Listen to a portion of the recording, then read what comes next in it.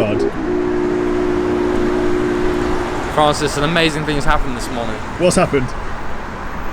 I was actually, not just on time, I was actually early. No, like 10 minutes. I just don't know what's happening this morning. Also, you were late. They don't need to know about that though. Good morning, welcome to today's video. It must be a full moon or something because Lawrence was on time and I was late. I don't know what's going on. We're doing a cafe run to Windsor. Tobias has got a good story about how he crashed his bike. What's more, his bike was a £4,000 factor. It feels like ages since I've been in kit and on a bike, because it has been. He's alive!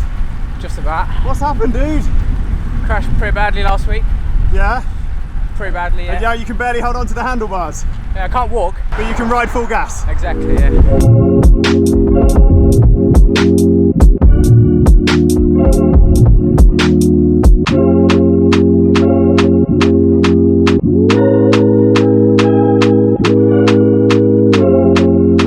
What are we doing? We're hiding from the rain. It's a bit grim, isn't it? But skin's waterproof. Yeah. Let's go then. Nah, camera. So what's wrong? Basically, Francis, we've arrived in Windsor, as you can see. No. And I've just been informed we're not going to the cinema cafe. Well, it's quite nice here though, isn't it? Yeah, but we're in Windsor. Stop complaining. We're in Windsor, Francis. Right, Elliot, what have we done? What have we done? I've nicked Lawrence's Garmin. Let's see how long it takes him to notice. So we've been inside Costa and we left all the bikes outside. Lawrence was scared that his bike was going to get nicked. So we hid his Garmin in Elliot's pocket. Tobias, you look like you've been in the wars, mate. All the wars. The trenches. Yeah. German trenches.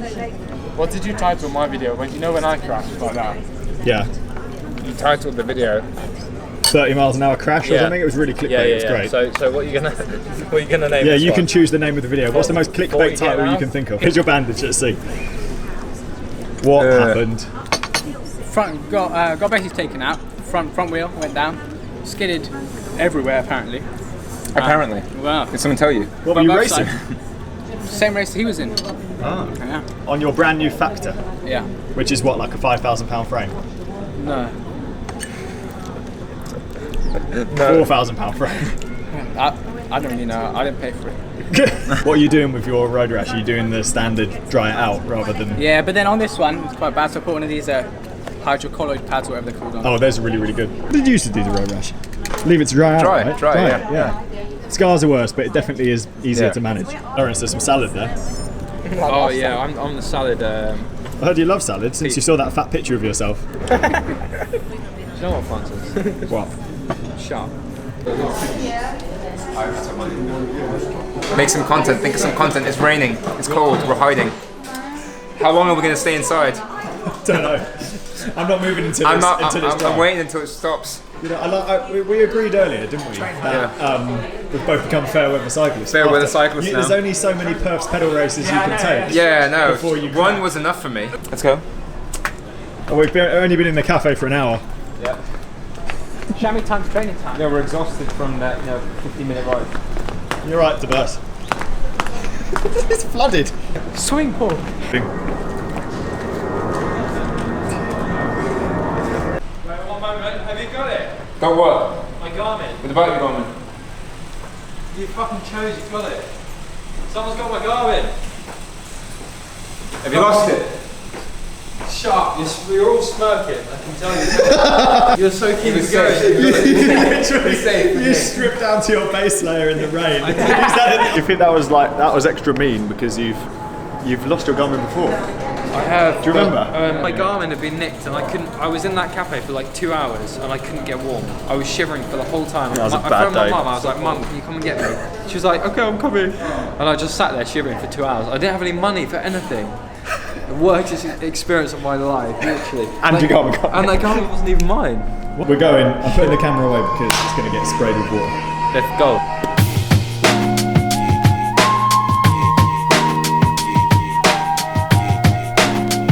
How's the arm feeling after a bit of a ride, mate? Not amazing. You just riding one-handed everywhere. Yeah. After we're South East champ, so hopefully I'll do Tour of Wales next week, next Friday. Yeah. That'll get better quickly. I hope so. Or maybe not if you keep riding on it. But... Right, we had a bit of a smash up coming into Sunbury. There's always a bit of a smash up coming into Sunbury. Everyone back on.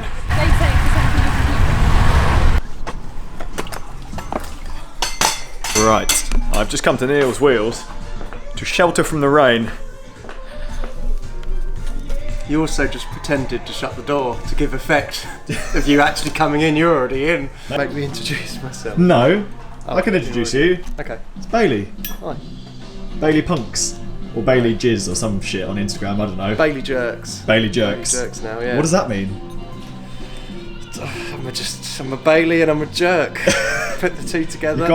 You got a grease on your ear, like a true mechanic, and you're wearing an apron, like a true mechanic. Exactly. But I stopped by here not only to get my brake fixed, but you wanted to say some words about eBay bikes, didn't you? Yeah. After Amy's experience, what is your take on it, and what should people look out for? Really, do you suggest that people buy bikes off eBay?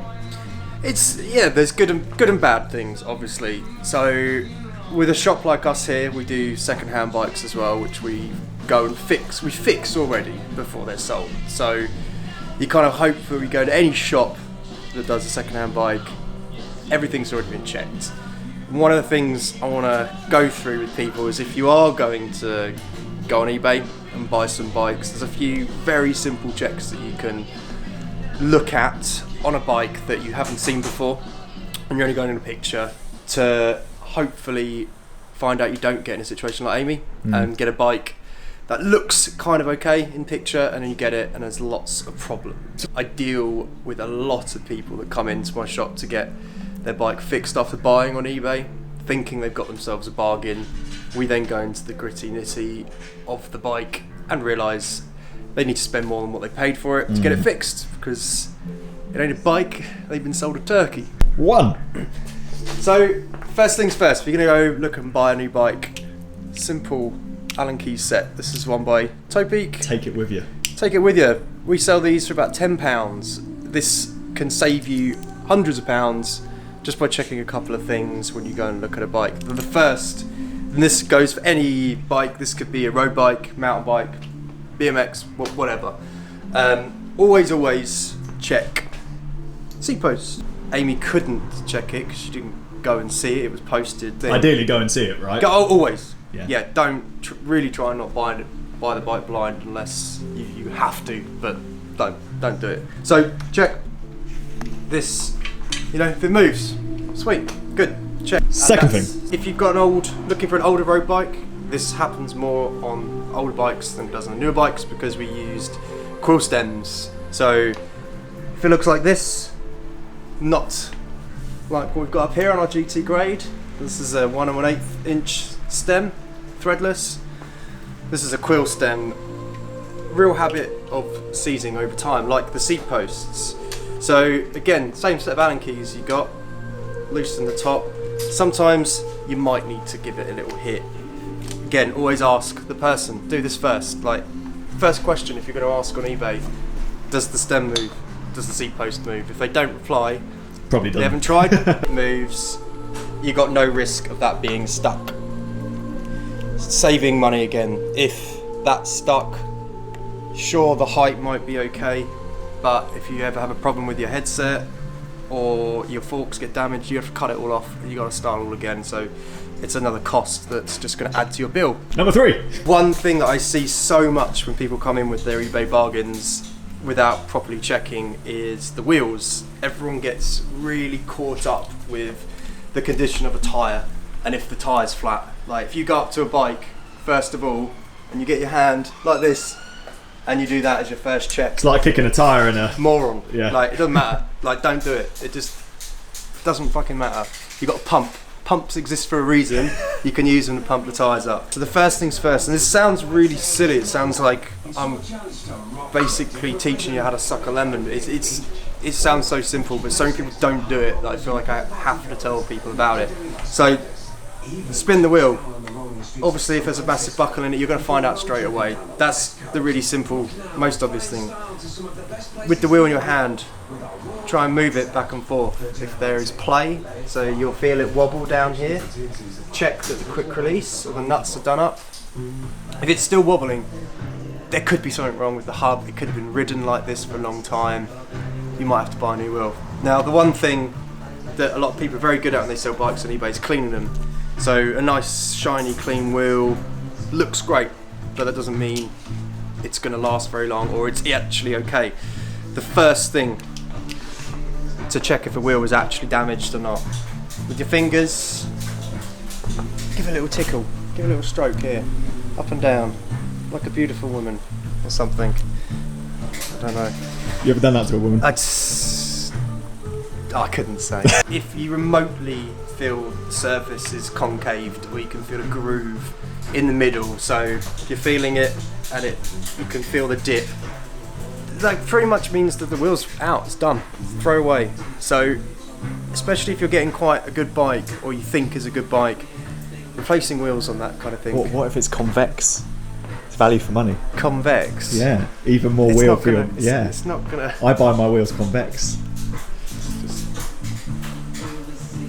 Doesn't even, it's not even real. It's just two things, so it works the same front and rear, but genuinely if they are like convex, then bloody make me say convex. You've been buying flat wheels. If you could go to your distributor the whole time. Yeah, if you could go to your distributor and get convex wheels, they'd last twice as long. Apparently. New Mavic Convex. Yeah. What do you reckon, Luke? Convex wheels? Yeah. Yeah. Number 4 or 5. One of them. I don't know what we're at now. No, something else to check.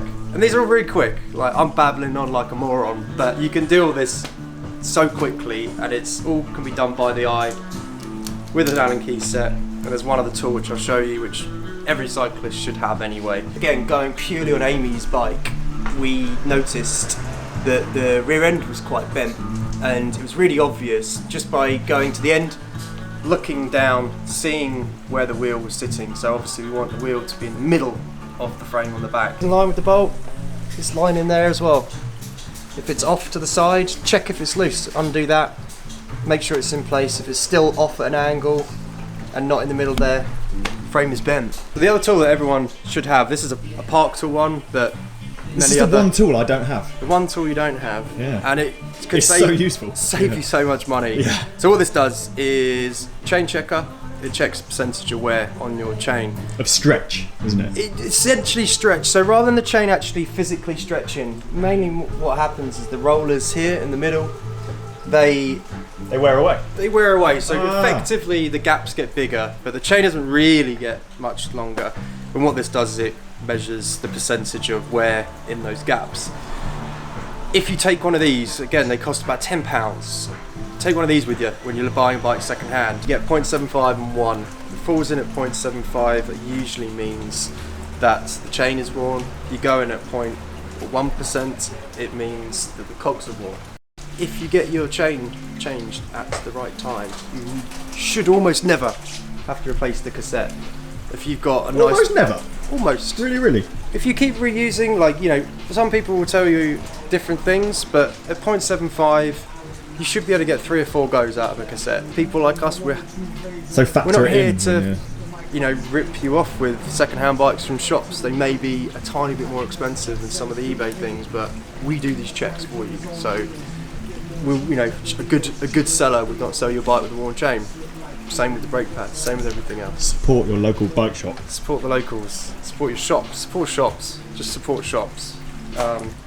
You can't fix a bike on the internet, and you can't buy dud bikes in a real shop. And if you can go back and you can moan at them about it. Right, pretty good ride. Bailey knows his stuff. I've been in about 7 downpours over the course of this ride. Time to get changed.